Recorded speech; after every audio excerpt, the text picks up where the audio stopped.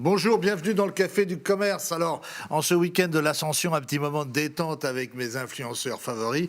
D'abord, Paul Le Guernic, avocat de Pontivy, qui n'est plus que conseiller municipal, je tiens à le préciser, pour la mairesse, Madame Soisic-Perrault, qui s'est indignée ce matin parce qu'il était encore maire adjoint dans l'intitulé du Télégramme. Mais c'est une erreur, c'est une vieille publicité qui est ressortie à cette occasion. Merci Hubert, ça va la rassurer. Voilà, il faut la rassurer. Il n'est plus maire adjoint. Ça ne l'empêchera pas de continuer à donner son avis, notamment dans le Café du Commerce. Alors ici, nous avons l'influenceur en chef Laurent Prunier, avec ses lunettes à la Michou. Montrez-nous vos chaussures un peu là.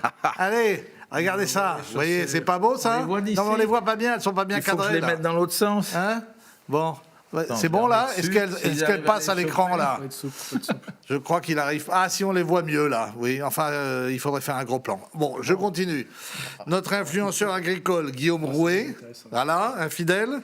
Et Jean-Claude Breton, là aussi, des excuses. Président d'Armor India et pas d'Armor Media. Les médias, c'est nous. Bon, alors, on va être un peu sérieux. Le sommet Chine-USA, c'est terminé ou est en train de s'achever. À Pékin, Xi Jinping a rappelé, en passant, que la Chine, c'était 1,4 milliard d'habitants et pas seulement 400 millions comme les États-Unis, qu'ils avaient par ailleurs 5 000 ans d'histoire et les États-Unis seulement 250. Bref, qu'ils voulaient bien, mon cher Jean-Claude, donner un petit coup de main sur le détroit, mais qu'en revanche, il n'était pas question de les empêcher, le moment venu, et à leur manière, de s'en prendre à Taïwan. Alors, c'était prévisible pour vous ? Oui. C'est la méthode chinoise depuis des siècles. Et d'ailleurs, je ne sais plus si c'est Arnold Toynbee qui avait dit, ou Samuel Huntington, pardon, qui avait parlé du choc des civilisations. Là, on a un bon exemple. Une civilisation de plusieurs millénaires, comme celle de l'Inde d'ailleurs, et un État, une démocratie, la plus ancienne vraie démocratie, qui n'a que 250 ans, si je ne me trompe pas. Et je pense qu'en Samuel Huntington, que je n'ai pas lu en entier d'ailleurs, parlait du choc des civilisations, on s'est beaucoup moqué de lui. Et là, on y est un petit peu finalement. On y est un peu deux styles différents. Si, parce que regardez, la plupart des régimes autoritaires, on va dire ça comme ça, se basent souvent ou se donnent l'alibi d'être une ancienne civilisation. C'est le cas en Iran aussi maintenant, quel que soit bien sûr le style islamiste des dirigeants, ils sont iraniens. Et en tant qu'Iraniens, ils ont une culture perse qui, elle aussi, remonte à plusieurs millénaires.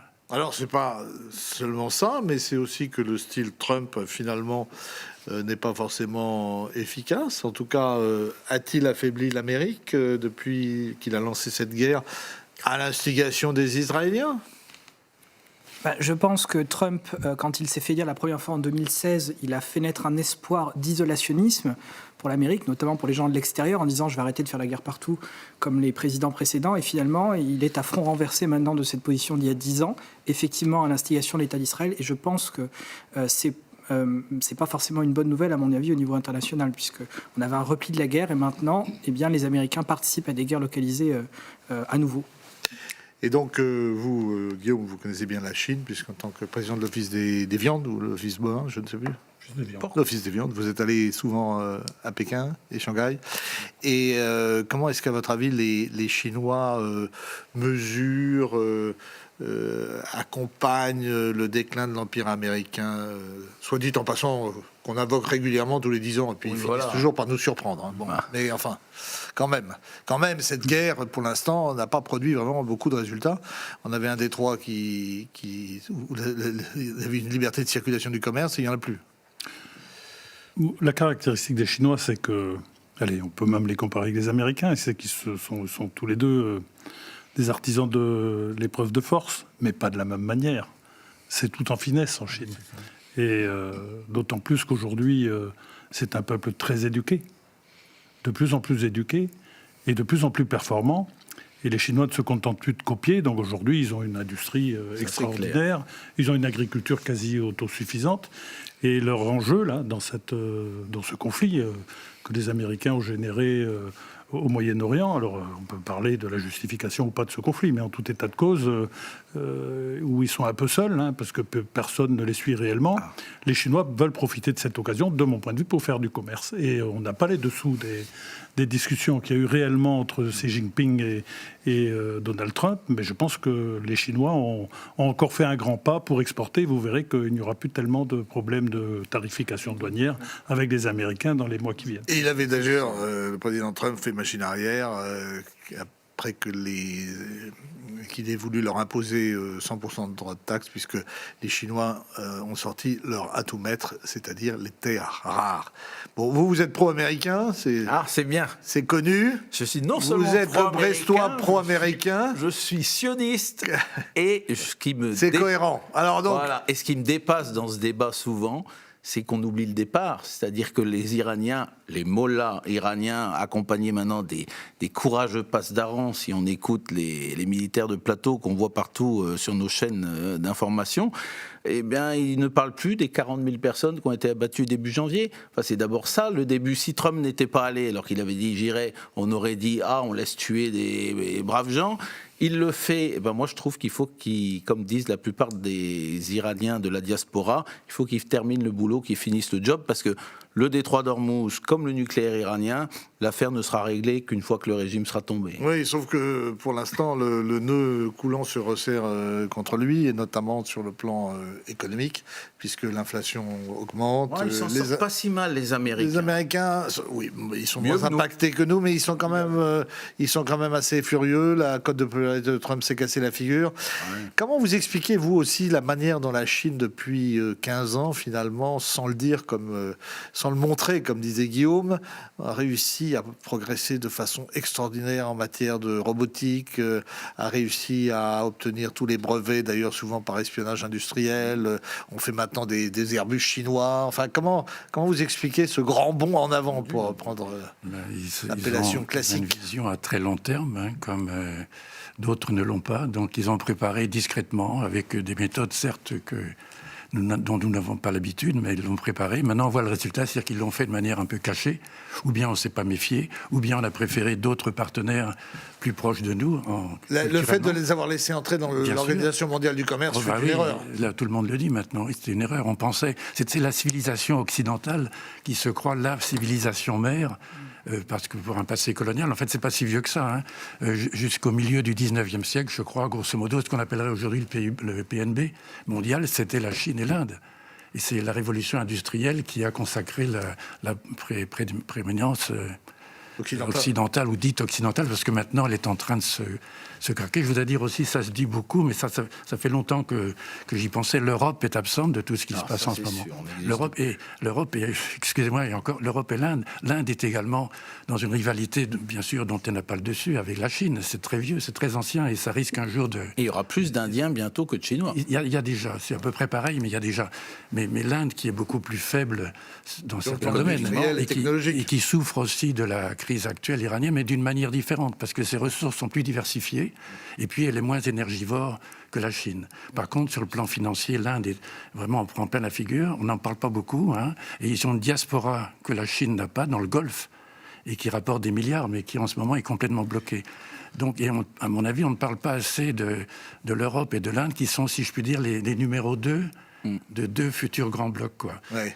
Et qui ne se ressemblent pas, évidemment, mais qui auraient dû depuis longtemps. Les torts sont partagés. Il y a quand même eu un partenariat stratégique qu'on essaie de développer, mais qui n'a pas beaucoup progressé. Mais dans la presse indienne, en anglais, bien sûr, qui est quand même lu par quelques centaines de millions de personnes, on insiste beaucoup sur l'intérêt de l'accord avec l'Europe, que une partie des investissements indiens et des mouvements d'étudiants, par exemple, c'est important, vont se faire davantage vers l'Europe qu'avavec les États-Unis. Il y a tout de même le sentiment d'une impuissance de l'Europe aujourd'hui, et je ne parle même pas de la France, mais le sentiment que l'histoire se déroule sans nous. En diplomatie, comme pour le reste, pour peser, il faut avoir les moyens de ses ambitions. Et quand on a une industrie en berne, quand on a une démographie complètement vieillissante, qu'on n'a pas vraiment de pouvoir économique et financier, et qu'il y a eu, ça a été dit, ça commence à changer, notamment en France, il y a eu des sous-investissements militaires, on fait peur à personne. Et si on ne pèse pas, à part dans des jeux d'influence et de discussion, ce qui est important quand même, on n'a pas les moyens de nos ambitions. Donc on reste sur le bord du chemin, quoi. Guillaume, on est à un point de bascule ? Alors je ne sais pas, mais ce qui est certain, c'est qu'il y a encore 20 ans, 30 ans, tous les pays qui avaient un temps long politique étaient sous-développés, donc ne faisaient pas peur. Et ce qui a changé complètement, c'est que nous, les démocrates, qui vivons en démocratie, on a un temps court politique, et donc on est complètement figé. On navigue au jour le jour, pendant que ceux qui ont le temps long politique, c'est-à-dire les dictatures, pour faire court, elles ont mis en place aussi une politique de développement. Alors évidemment, on est à la traîne, parce qu'à chaque élection, on surenchérit, etc. Et le premier résultat, c'est la dette. Oui. Puisque quand on a le temps long politique et qu'on est une dictature, on ne dépense pas trop et on investit. Nous, on dépense tout et on investit pas. Voilà. Et là, c'est la Et en plus, la dictature chinoise, elle est souple. C'est-à-dire que pendant longtemps, j'ai pensé que la Chine finirait par exploser à cause de la dictature. Et en fait, maintenant, les classes sociales s'élèvent, toutes autant qu'elles sont. Tout a l'air de marcher. Et c'est pas demain la veille qu'il y aura une révolution. Le niveau de vie des Russes a beaucoup augmenté. Là, bon, ça va un peu plus difficile en ce moment. Et par contre, chez nous, les gens se paupérisent. Et donc, ça crée la révolte sociale. En Chine, vous avez 100 millions de privilégiés, en gros, puisqu'il y a 100 millions de membres du Parti communiste. Et ils surveillent chacun 15 personnes. Voilà, c'est tellement simple. Revenons à la France. La France essaie d'exister dans le concert des nations, dans le détroit ou proche du détroit. Le porte-avions fait des ronds dans l'eau. Mais la défiance des pays du Golfe nous permet peut-être quand même de consolider nos positions. Défiance des pays du Golfe à l'égard de l'Amérique, qui n'a pas su les protéger. C'est le fameux pacte de Quincy, vous savez, ce destroyer sur lequel le président américain, je ne sais plus si c'était Roosevelt et le roi Fahd avaient signé un accord. Est-ce que finalement on peut tirer notre épingle du jeu? Est-ce qu'on peut tirer notre épingle du jeu, exactement? Alors je vais peut-être être dur, mais je trouve que la voix de la France là-dedans, et même de l'Europe, et pourtant ils ont essayé un peu, nos présidents et premiers ministres, de trouver la voie du milieu pour essayer de faire quelque chose à Hormuz. Alors on a des partenariats avec les Émirats Arabes Unis, on dit qu'on va les protéger, mais enfin finalement on a quand même vendu, je sais pas qui veut répondre. Mais ils sont aussi bien avec Israël. On a vendu beaucoup d'armes aux Émirats Arabes Unis, et des rafales. Le deuxième vendeur d'armes du monde. Voilà. Oui. Alors, on pèse pas pour autant. Non, on ne pèse pas dans les règlements politiques, sauf quand l'Amérique s'efface et que là, on peut reprendre un peu d'influence. Et effectivement, les Américains ont déçu leurs partenaires. Oui, mais ça met en évidence, d'une certaine manière, la faiblesse intrinsèque des pays du Golfe, des Arabes, on va dire, pour simplifier. Et ça, c'est quelque chose que j'ai bien connu dans ma carrière professionnelle, allant souvent en Iran et dans ces pays-là. Les Iraniens, c'est pas les Arabes. Et ça ne se sent pas dans nos pays ou sur les plateaux. Ils se détestent d'ailleurs entre les monarchies sunnites et les chiites. Et les Iraniens, alors je ne parle pas du régime actuel, mais quand je reviens à l'âme persane zoroastrienne, on va même dire, ces gens-là sont très fiers, ils sont nombreux, ils sont fiers, ils sont une civilisation ancienne. Les Arabes, c'est les Bédouins.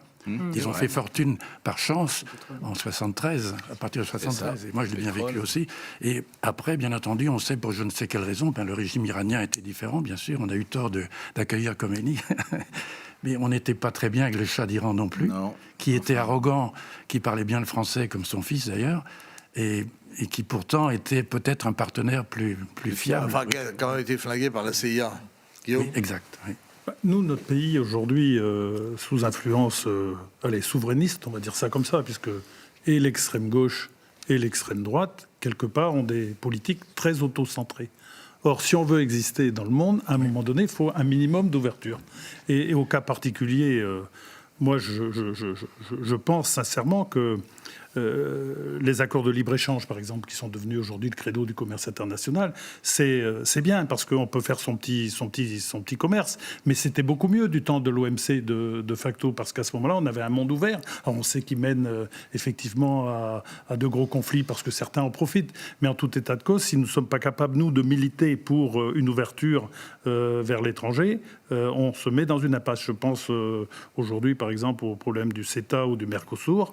personnellement, je suis hyper favorable à ça. C'est quand même absolument incroyable que nous, les agriculteurs, par exemple, nous sommes convaincus qu'il faut exporter, et en même temps, c'est nous, nos syndicats, qui portent le combat et le fer contre le Mercosur. C'est complètement à l'envers d'une politique qui se pose un voudrait problème de exportatrice. représentativité Il y a un des vrai syndicats. problème. Alors, Pas que, il y a des outils aussi, question qui a été soulevée plusieurs fois depuis qu'on a parlé, les outils internationaux.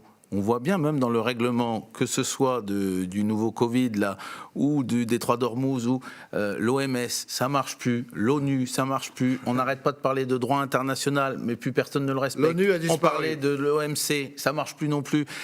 Les outils internationaux ne marchent plus, et les pays qui sont représentés dedans, visiblement, n'arrivent plus à faire respecter non plus une sorte de loi internationale. Elle marche plus. bon, alors, on revient en France. La fin du règne Macron se termine un peu sous un air de vaudeville. Il chante alors, la politique étrangère lui permet quand même de continuer à exister. Il se promène beaucoup, mais pour des résultats relatifs. Alors, il chante la bohème, je crois que c'était en Arménie. Et le journaliste de Paris Match, là, Florian Tardif, très bon journaliste, nous donne les explications de cette gifle dans le couple Macron qui avait eu lieu lors d'un voyage officiel au Vietnam. Qu'est-ce que vous en pensez, vous ? Je pense que c'est un peu hasardeux déjà de parler de gifle, on ne sait pas exactement. Bon, ça a fait beaucoup causer, mais enfin bon, si ça se trouve, elle voulait lui enlever un cil qu'il avait dans l'œil. Moi, je ne sais pas. On n'est pas dans. Je sens qu'il c'est pas un sujet qui l'inspire beaucoup. Alors vous, je sens que vous allez vous lâcher beaucoup plus. Il est question d'une princesse iranienne. Ah bah si c'était le cas, peut-être que la qui aurait princesse... suscité un sentiment de jalousie. Si c'était le cas, peut-être que notre président serait davantage en défense du peuple iranien. Moi, j'aurais envie d'y croire. Après, le vaudeville, ce qui est terrible, c'est qu'en fait, bon, 2017, on n'aime pas, il a brillamment gagné, et à défaut des anciens partis politiques que je représentais, entre autres. Mais 2022, il enjambe la présidentielle. Et à cause de la guerre en Ukraine. Voilà, il n'y a pas de mandat. Il n'a pas de mandat pour gouverner et il n'en fait rien. Il ne s'implique pas dans les législatives et il de se 2022. prive même du pouvoir avec la dissolution. Il n'a pas de majorité. Puis la dissolution catastrophique. Et depuis, le pays n'avance plus. On parlait de temps court là tout à l'heure, mais alors, nous, on fait du surplace. Et alors là, la fin avec la gifle de Brigitte. Alors, vous avez dit un truc tout à l'heure qui était rigolo, c'est il fait la tournée des popotes. Et j'ai lu, je sais plus si c'était un humoriste ou même un journaliste qui dit, je crois que Macron va pouvoir faire une coalition à Ormuz avec l'Arménie, le Kenya, Andorre, tous les pays qu'il a visités et qui sont contents de le soutenir. Ouais, on est un peu pathétique. Mais en fait, comme vous l'avez dit, avec la dissolution, il s'est privé d'un pouvoir politique, et donc il est réduit à un rôle symbolique de roi d'Angleterre, on dirait, ou de roi d'Espagne, et donc il est là, à part, comment dirais-je, se promener, il ne peut pas faire grand-chose, même s'il voulait vraiment le faire, et donc on se retrouve à commenter, comme dans un phénomène de cours, les histoires de gifles ou pas, de copines ou pas, de maîtresse ou pas. Bon. Entre nous, elle est très belle, cette actrice iranienne. Vous avez vu son visage dans le télégramme ? Un petit peu, oui, mais elle n'est pas la seule, mais bon... C'est pas la seule iranienne à être jolie, c'est ça, oui. Vous voulez dire ? Oui. Bon, il finira comme Louis XVI, quoi, un petit peu, c'est la même situation, là. Par rapport à d'autres présidents, il s'en sort plutôt mieux. Je veux dire, la fin de règne de Mitterrand, il était malade.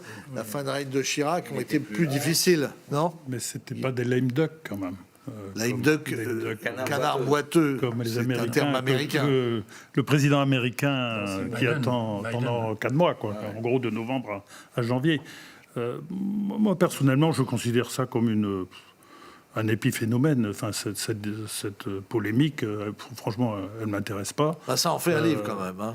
Oui, ça fait je ne sais pas si ça fait vendre. Mais bon, c'est vrai que quand ça canarde un peu moins en Ukraine et puis qu'il y a l'armistice en Iran, les chaînes du quotidien se donnent à cœur joie. Voilà, moi, ça ne m'intéresse pas. Bon, je sens que ça m'intéresse pas. Que vous trouvez ça un peu consternant. Alors, passons aux réquisitions très lourdes dans le procès de Nicolas Sarkozy à propos de l'affaire libyenne, après que Claude Guéant se soit rebiffé, puisqu'il n'a pas supporté d'être lâché par le président, dont il fut successivement secrétaire général de l'Élysée puis ministre de l'Intérieur. Qu'est-ce que ça vous inspire ? C'est assez terrible, je pense, pour Nicolas Sarkozy. J'ai tendance à penser, en tant que juriste, que le procès en appel a souvent un intérêt assez limité. Et bien là, pour le coup, autant en première instance, Sarkozy avait bien fait valoir ses arguments, autant là, c'est la débandade complète. Guéant qui le lâche et lui qui fait mine, je crois même de ne jamais avoir rencontré Madame Guéant, mais enfin, qui peut le croire? Moi, il y a un truc de fond qui me choque dans ce dossier et qui me permet pas de comprendre, c'est que je crois que c'est assez unanimement reconnu que Sarkozy était le premier président à refuser l'argent des papas, l'argent de la France-Afrique. Bon, il voulait plus de l'argent du Gabon, il voulait plus de l'argent de tous les autres pays d'Afrique noire. Vous l'avez vu où, ça ? Parce que c'est le fond du procès. Justement, donc depuis le début, lui, en tout cas à droite, c'était reconnu comme ça. Puis c'était en contradiction avec Villepin et Chirac, qui eux justement en avaient beaucoup bénéficié, mais comme tous les présidents avant.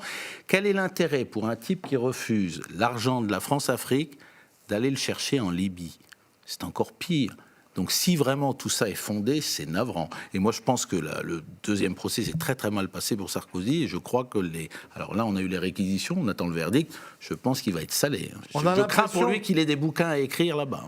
On a l'impression qu'il s'est assez mal défendu finalement dans cette histoire, parce que les relations avec Kadhafi sont anciennes, même du temps de François Mitterrand. Roland Dumas, ministre des Affaires étrangères, avait empêché le juge Bruguière d'aller enquêter à Tripoli sur l'affaire du décédiste du TA. Et finalement, ils se sont fait piéger en expliquant qu'ils avaient été piégés par Abdallah Senoussi, le numéro 2 des services, le chef des services secrets libyens, alors qu'ils auraient pu expliquer que depuis le 11 septembre, il y avait un mouvement de rapprochement des Occidentaux et notamment des États-Unis avec le guide, justement, contre Al-Qaïda. Ils n'ont pas du tout plaidé cette dimension du secret d'État, des affaires internationales. Ça vous... Oui, moi je ne sais pas trop quoi dire. Je suis assez d'accord avec ce que vous dites là. Le décédiste est important pour pas mal de gens, notamment l'un de mes collègues de Total qui était dans l'avion. Donc ça reste... Donc vous pensez à sa famille, évidemment? Oui, bien sûr, mais d'autres personnes qui, sans être directement impliquées, ont quand même vécu cette époque-là et qui n'ont pas compris ensuite ce qui s'est passé avec Sarkozy. Ça aurait dû être, au contraire... je sais pas, il y aurait dû avoir Du coup, ça paraît même mais la politique, ce que je veux dire, la politique étrangère de la France a toujours été ambivalente à l'égard de Kadhafi. Oui, après, ils sont allés le tuer. Comment ? Ils sont allés le tuer à l'arrivée. Oui, oui, vraiment. C'est une affaire franco-britannique. On a l'impression qu'il fallait, après les printemps arabes qui semblaient avoir débordé un peu la France, il fallait réagir, avoir une initiative. Moi, sur le sujet de fond en fait, qui est traité dans l'affaire Sarkozy, c'est quand même quelque part le financement des campagnes électorales, et notamment de la campagne présidentielle. Moi, je suis un libéral. Je pense qu'on ne devrait pas brider le financement des campagnes électorales. D'ailleurs, il suffit de regarder ce qui s'est passé. Quand Sarkozy ne s'est pas fait rembourser ses frais de campagne, il a trouvé 12 millions avec un sarcoton. Avec un sarcoton, sans difficulté. Et donc aujourd'hui, finalement, on assiste à quelque chose de totalement différent. Pigasse qui finance Radio Nova pour dire des sommes de conneries inimaginables. Le RN qui n'a pas le droit d'être financé. Bolloré qui finance les chaînes CNews, Europe 1, etc. Avec aussi un parti pris, parce qu'il faut le dire. Donc le vrai débat ne se fait pas dans la campagne électorale avec les sous que les candidats pourraient mettre sur la table pour faire avancer leur idée, faire marcher le business, parce que derrière une campagne électorale, il y a de la TVA. Quand on loue une salle, il y a de la TVA. Tout ça serait bon pour l'État. Et donc on est dans une impasse totale. Et ben voilà, une impasse totale, ce sera le mot de la fin. Merci messieurs, merci de votre participation sur ces sujets ténébreux. Je vous souhaite un bon week-end de l'Ascension. On se retrouve la semaine prochaine avec de nouveaux invités dans le Café du Commerce. À bientôt.